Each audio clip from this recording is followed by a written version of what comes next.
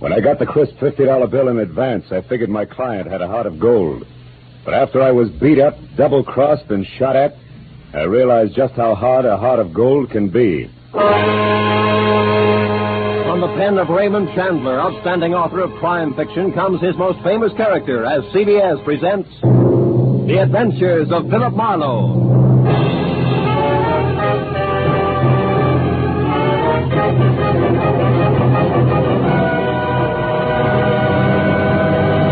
And now, with Gerald Mohr starred as Philip Marlowe, we bring you tonight's unusual story, The Heart of Gold.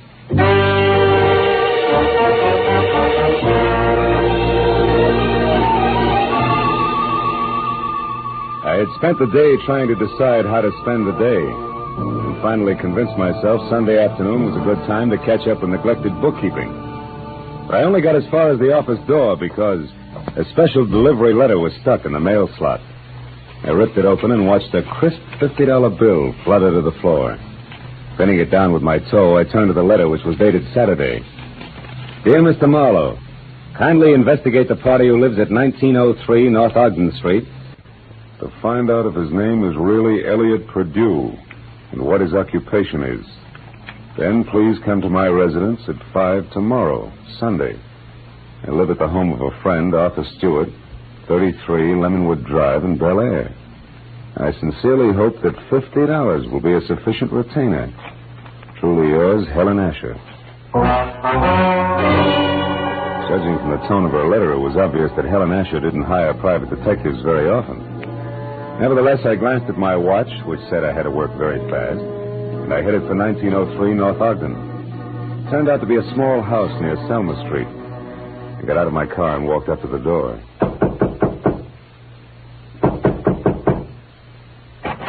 Good afternoon, sir. You the resident here? That's right. What do you want? I represent the Dr. Potter poll of public opinion. I'd like to ask you a few questions regarding... Sorry, but I don't have any opinions to express. Oh, even the opinions of a man with no opinions are important to us. Now, let's just let me step inside here, get out my notebook. There we are.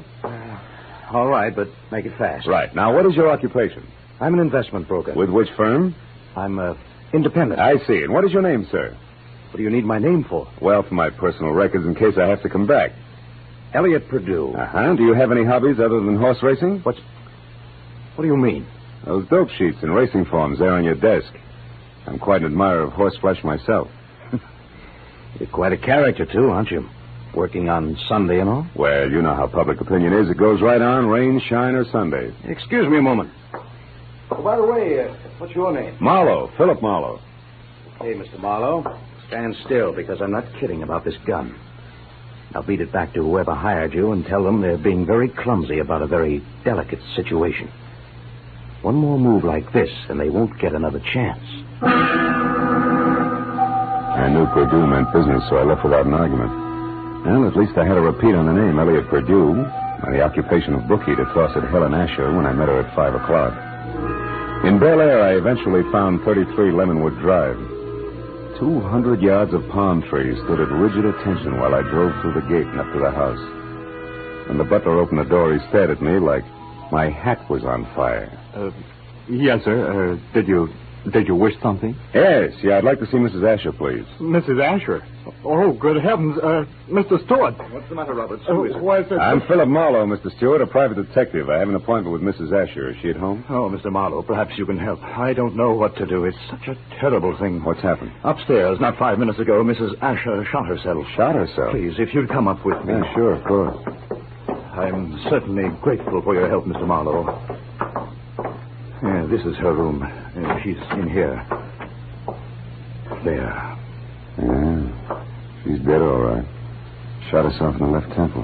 Whose gun is that, Mr. Stewart? Well, it's mine. I kept it in the desk downstairs. Did you find her? No, Roberts did. I was out in the hothouse working with my orchids. You see, I've been out of town. I just came in this morning on the super chief from Chicago, and I wasn't expected back until Wednesday. Yeah, look, Mr. Stewart, do you mind telling me how well you knew Mrs. Asher? Oh, very well indeed. Ever since the accident 3 years ago, she lived in my house under my care. The accident? Yes, that's how she got those scars on her cheek and neck. As you can see, my hands were burned at the same time. Would you mind telling me about it? Well, I was living in Canada at the time. One day, my wife Florence and I went to a camp near Quebec, and we met Helen Asher our first day there. She was a pathetic, lonely woman, a widow. Oh? That very night, while she was visiting us, the oil stove in our cabin exploded. Oh? Florence, my wife, was killed. Mrs. Asher was severely burned. It was ghastly. I can imagine.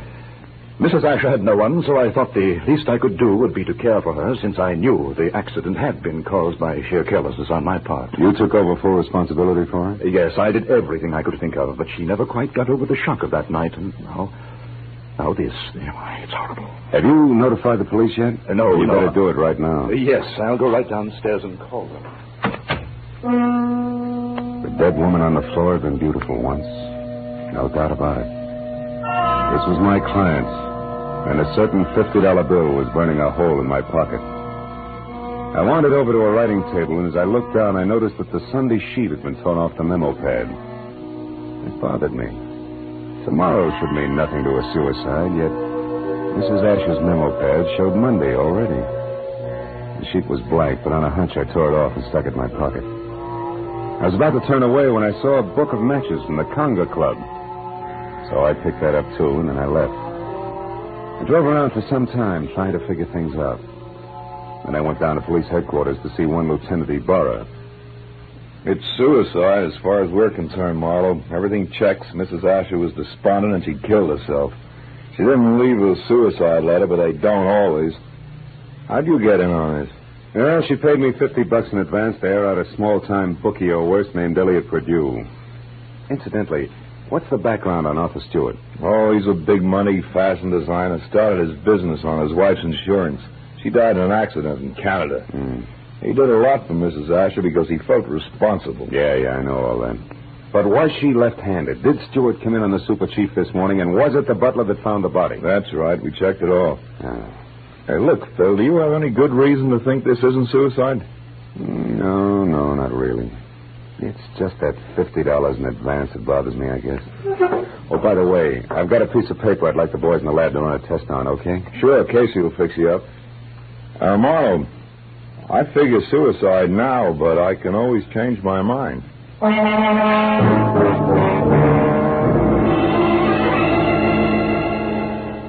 I went down the hall to the police laboratory and handed the blank page of the memo pad to Casey. 10 minutes later, he explained that the impression showed a left-handed person had written a number, Bradshaw 711, with a wide point fountain pen, probably on the page just above the one I'd given him. Well, I thanked him, dropped 4 bits in the Christmas fund bottle, and found the phone. I dialed Bradshaw 711 and waited.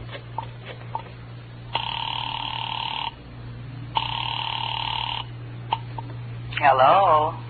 Hello? Who's this? The man in the moon. Come up and see me some other Hey, time. wait a minute. I like your voice. And besides, 7711 is a very lucky number. 3 passes in a row. But don't let it fool you, Jack. The answer is no dice. Goodbye. Yes, well? I gathered she was in no mood for playing, so I decided to be strictly business and dialed again. There was no answer. I let it ring for some time, but Miss Golden's voice obviously wasn't taking any more anonymous calls. I'd left only the long shot, the book of matches I'd found on Mrs. Asher's desk. The Conga Club was on the Sunset Strip, so I drove out there, found a parking space on a side street nearby, and went in. I didn't know exactly what I was looking for, so I paid $1.10 for a scotch and soda worth 40 cents, just to help pass the time. An amber spotlight was glistening down on a set of sequin contours that would have melted the Ice Age down to a fortnight. And she was singing. For wherever my man is, I am here forever more.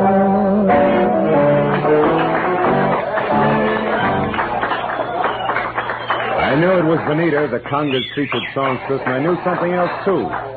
There was no mistaking that voice. She was the girl with the lucky phone number. I wrote her a note, called a waiter to the table to deliver it, and then sat back to watch her as she glided over and sidled into a chair opposite me. It was your penmanship that intrigued me, Mr. Malone. It was your voice and so forth, mostly the so forth, that got me, Benita. Would you care to decipher the Sanskrit you call a note? The waiter said you wrote it. Sure. It says important business. That's an idiom. If you wanted to talk turkey, how would you translate it? Do you know a woman named Helen Asher? Not that I remember. Why? Your phone number showed up on a memo pad. How do you account for that? How should I know? Maybe she intended to call me up. Look, you're quite a handsome man, Mr. Marlowe. But you look silly with your nose bent. Why do you keep sticking it into other people's business? Because besides being paid for it, it sometimes leads to meeting interesting and beautiful people. Present company included. What do you want? Mrs. Asher killed herself tonight. Mrs. Asher's dead? Yeah. And considering you said you didn't know her, you look very put out about it. All right, Marlowe, you win. But let's not talk about it here. Finish your drink while I get out of this costume. Then meet me outside by the front door in 10 minutes.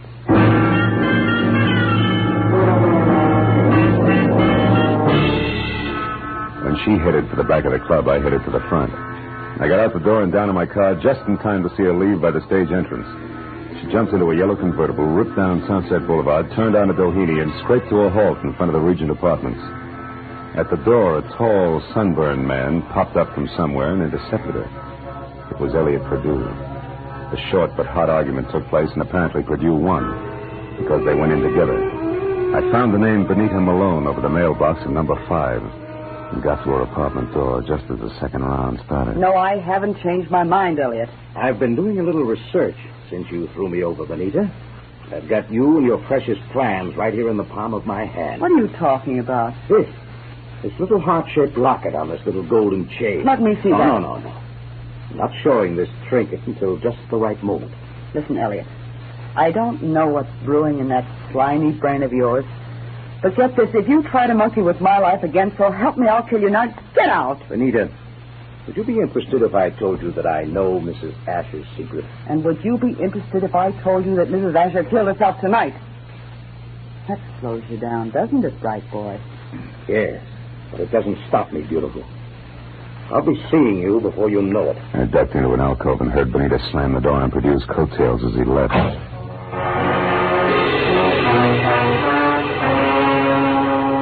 So, now I knew that Perdue, a locket, and Benita Malone added up some way to a bullet in the head for a scarred woman with a secret. I went back to my car and drove out to Stewart's house in Bel Air. When you were here before, Marlowe, I was so upset I hardly realized you were a private detective. You had an appointment with Mrs. Asher. Had she hired you? Yes, to investigate someone, but she didn't live long enough to give me the details. Now, what sort of trouble could she have been in to have needed a private detective? I don't know. But perhaps you can help me find out by answering a few questions. Anything at all, Mr. Marlowe. Does the name Elliot Perdue mean anything to you, Mr. Stewart? Elliot Perdue? No, I'm afraid not. How about Benita Malone? Yeah, I've never heard of her. You know anything about a heart-shaped locket on a gold chain? A locket? A gold locket? Yeah. Mrs. Asher had a heart-shaped gold locket. Where'd she keep it? Upstairs in her jewelry box, I should imagine. Come on, let's have a look, huh? Yes. Right up these stairs here. This is her room, Marlowe. I know. I was here once before. Why? It's not here. It's not on her dressing table. Her jewelry box, it's gone, Marlowe. But you think that... Elliot Perdue has it. I can't understand this. What's the locket like? What's inside it? Just a picture. It was valued by Mrs. Asher because it was the only one she kept of herself the way she looked before the accident. Now, why would anyone else want that? I don't know. But when we get that locket, we'll get a lot of answers along with it.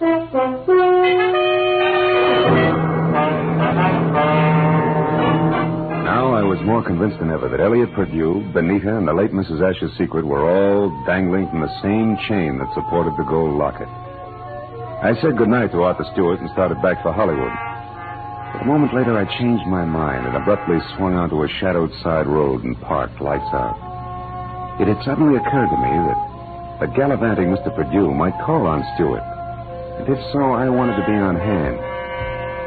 Well, 40 minutes later, I was about to call off the cloak and dagger routine when I heard the sound of a powerful motor roaring out of Stewart's driveway. I looked up just in time to see a long black Nash whip by with Stewart at the wheel.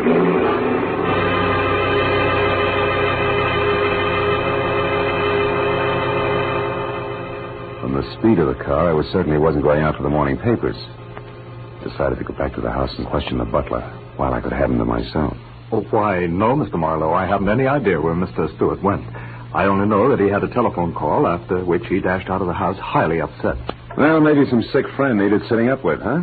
But tell me, Roberts, did you ever hear of a man named Elliot Perdue? Oh, yes, sir. He called on Mrs. Asher here once or twice while Mr. Stewart was away on business. When did you last see this Mr. Perdue, Roberts? Yesterday morning, sir, about 10 o'clock. And one thing more, did you ever see Mrs. Asher wearing a gold locket, a heart-shaped one? Oh, quite often, sir. As a matter of fact, she asked me about it just yesterday morning, shortly after Mr. Perdue left. She couldn't locate it anyplace. A singular coincidence, huh? Oh, by the way, what do you know about a singer named Benita? Benita? I've never heard of her, sir. Are you sure she's never been out here as Mr. Stewart's guest? Why, I'm positive, sir. Mr. Stewart never has any ladies out here, of any kind. Oh? Doesn't that strike you as being strange, Roberts?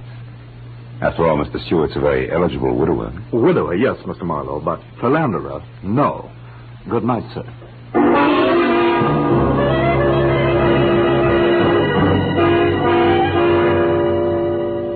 As I drove back to Hollywood, I tried to figure out where Arthur Stewart had gone. But I had about as much to work with as Gypsy Rose Lee after a third encore. And after discounting Benita's place in the Conga, there was only Elliot Perdue's house on North Ogden. 15 minutes later, I walked up to it, but the place was as dark and as quiet as the inside of a coffin. I was about to turn back to my car when suddenly I caught the reflection of a sliver of light bouncing off the glass in Mr. Perdue's living room. I found the back door lock easy to bluff. A moment later, I stepped into the living room. Marlowe, how did you know I was here? Mr. Stewart told me. You're a liar. Arthur wouldn't... Arthur? Well, you see, Mr. Stewart and I... Oh, no, it's Mr. Stewart, huh? Wait a minute, there's someone outside. Perdue. Put out your light. Now, when he finds you, keep talking. Say anything. I'll be behind the door. Here he is.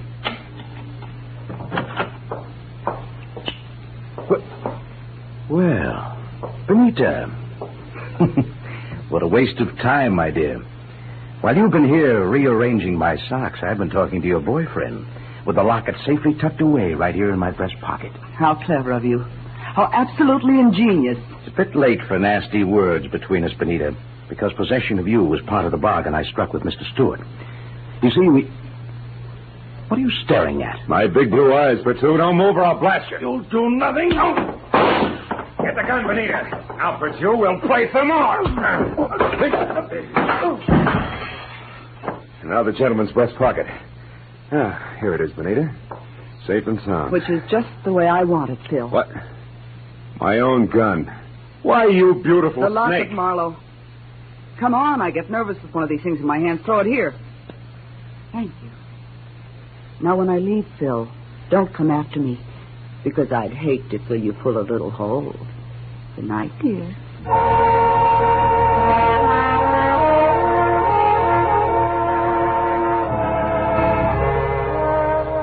When Benita stepped out of that house, I solemnly swore I wouldn't trust another woman for the next 100 years. But a groan from the body on the floor brought me back to 1948 and Elliot Perdue. I knew that he had seen the picture in the locket, so I went to work on him. Come on, Perdue, snap out of it. Come on. Huh? Oh, it's you, Marlowe. Who'd you expect, St. Peter? What was in the locket, Perdue? I don't remember. Maybe a call on Lieutenant Ibarra will refresh your memory. I doubt it. Then we better start playing games again. We'll start with one called Slap, Slap, Perdue. No, let me alone, Marlowe. Get your hands off me. You ready to start singing, huh? All we need now is the right lyrics. No. Come on, Perdue, talk. Stop it. I'll talk. Good. Now, why did Mrs. Asher kill herself? Because she had a good reason. Like what? It's a long story. Make it short. Okay, Marlowe. Here goes.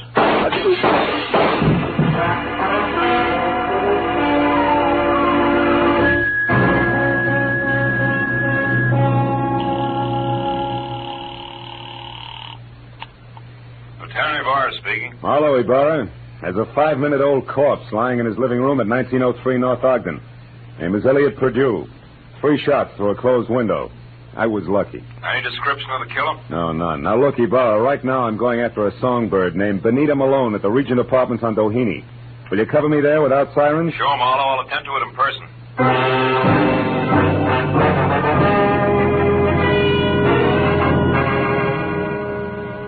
It was only a healthy centerfieldless peg from Perdue's house to Benita's. When I got there, the place was dark and a car wasn't in sight. I decided to try the Conga Club. But as soon as I walked in, I began to worry because if Benita had wanted to get rid of that locket, she'd have had enough time to bury it at Forest Lawn. But I didn't know Benita, because Miss Oomph herself was singing in the amber spotlight, and dangling from her soft white neck was the heart-shaped gold locket. I love you because he's wonderful, because he's just my Bill.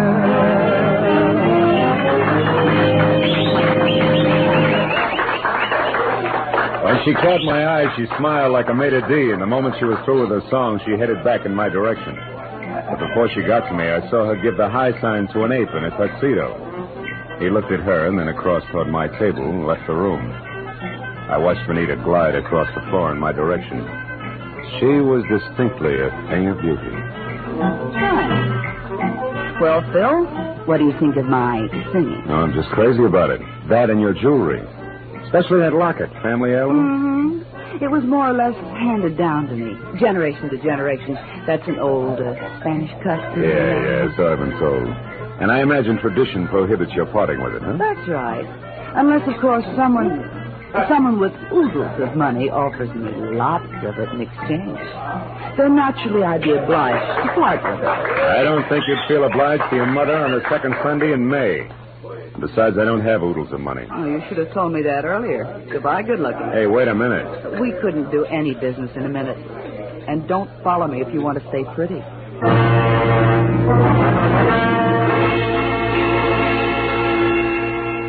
She pivoted on a spike heel and took off for a dressing room, and I knew that if I followed, I was scheduled for a nasty tete-a-tete with an ape in a tuxedo. When I made the lower floor and saw that the long corridor to a room was empty, I knew the setup. The ape would be on the other side of the door waiting. Benita still had my gun, so I got the nearest substitute for a blackjack, a full bottle of Paul Masson champagne. Then I walked noisily down the corridor as far as her door and knocked. Turned the knob slowly, kicked the door open, and stood clear. It worked. The ape's hairy hand was wrapped around my gun, and it came down in an arc that was never interrupted. And that left him off balance. The ape hit the floor, and before Benita had a chance to close her mouth, I ripped the locket from her neck, picked my gun up, and ran. I didn't stop until I collapsed against the store window. Then I opened up the locket. 2 minutes ran out on me before I realized what was wrong with the picture. Then I knew. Arthur Stewart's home in Bel Air was my next stop.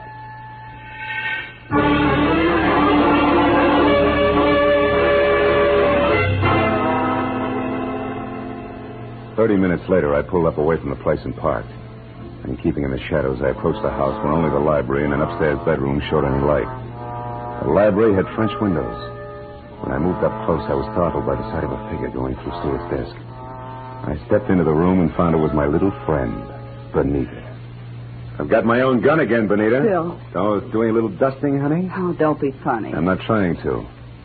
How is it you're not upstairs helping Stewart pack? Because I've already finished packing, Mr. Marlowe, and don't turn around.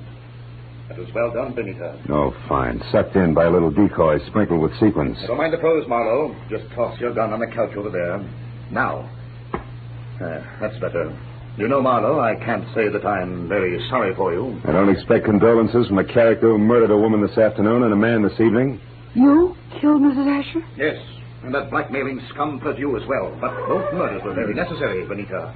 Even as Marlowe's here will be. Come over here, Benita, behind me. Hurry, Arthur, let's get out of here. Don't worry. And now, Mr. Marlowe, it's time for you. Well, thanks, Benita. You swing a beautiful bookend. You know, I had you figured all wrong. No, don't mention it, dear. I heard the cops coming anyway. You sweet child. We're in here, Ibarra, all of us. Oh, I figured you'd be out here when you didn't show up at that Songbird's place. Well, what's this? A little man on the floor with a large bump on his head is Arthur Stewart, the man who killed Elliot Perdue to keep him from telling me the truth about Mrs. Asher, and the man who killed her this afternoon. So Mrs. Asher didn't commit suicide after all. No, but she wasn't murdered either.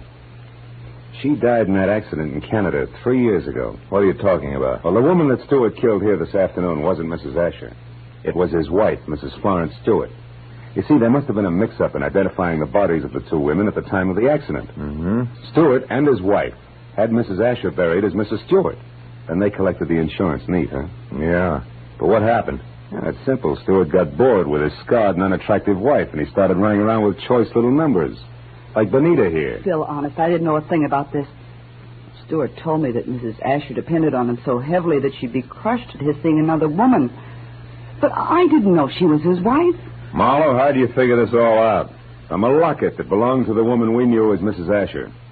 It had a picture of Stewart and Mrs. Asher taken in dress clothes before she was scarred. Yet Stewart claimed that he and his wife had only met Mrs. Asher the day of the accident, and on a camping trip at that. But, Phil, I saw the picture, too, and I didn't figure that out. That's because you were too busy trying to figure just how much the locket was worth to Arthur Stewart, or to anybody, in cold cash. You were blinded by all the dollar signs in front of your eyes, baby. Why, Phil, how can you say such things?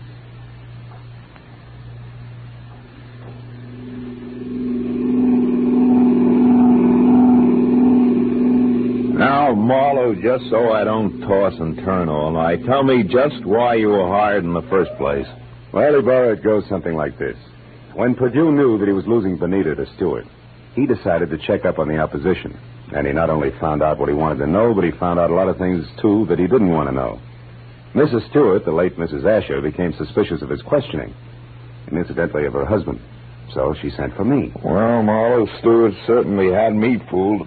I doped him out to be a very generous guy, a great benefactor who was doing the right thing for a lonely, unfortunate woman.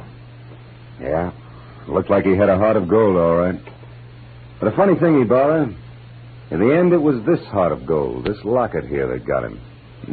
Mind if I keep it? Not at all. You had a tough enough time getting hold of it. Good night, Phil.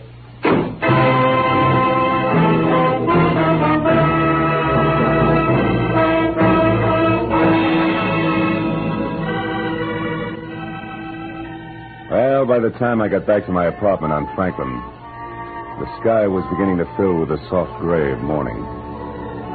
I pulled the blinds down in my bedroom and sat down for a last cigarette. I had mixed with a lot of funny people that day. But for some cockeyed reason, I kept thinking of Benita Malone, a girl who was no better than she had to be. Finally, I put her out of my mind, and I was about to turn off the desk lamp when I noticed my memo pad.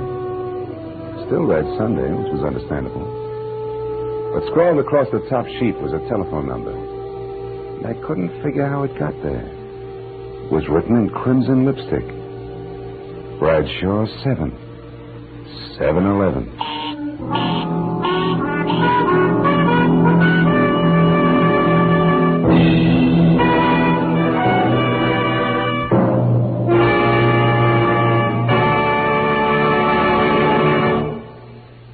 The Adventures of Philip Marlowe, created by Raymond Chandler, stars Gerald Mohr and is produced and directed by Norman MacDonald.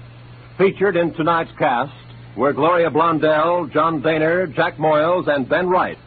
Detective Lieutenant Ibarra was played by Jeff Corey. The special music was conceived and conducted by Richard Orant.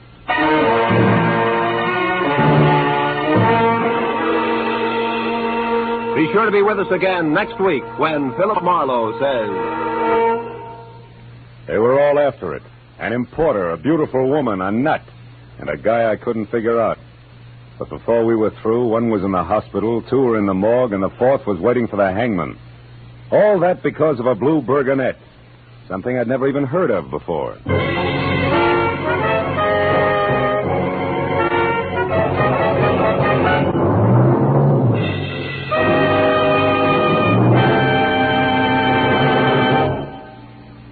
Dr. Fabian, the ship's doctor in cabin B-13, tells a new story of danger in far ports tonight over most of the CBS network stations.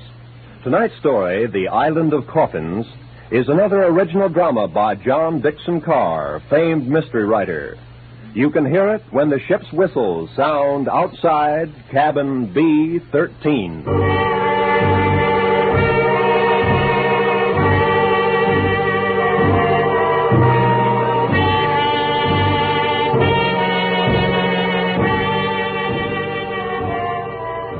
This is Roy Rowan speaking. This is CBS, the Columbia Broadcasting System.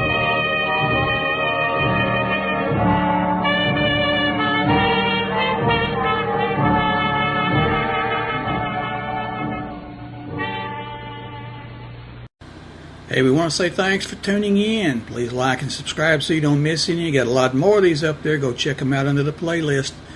Leave us a comment. Tell us what you want to see, what you think, and we'll see you next time.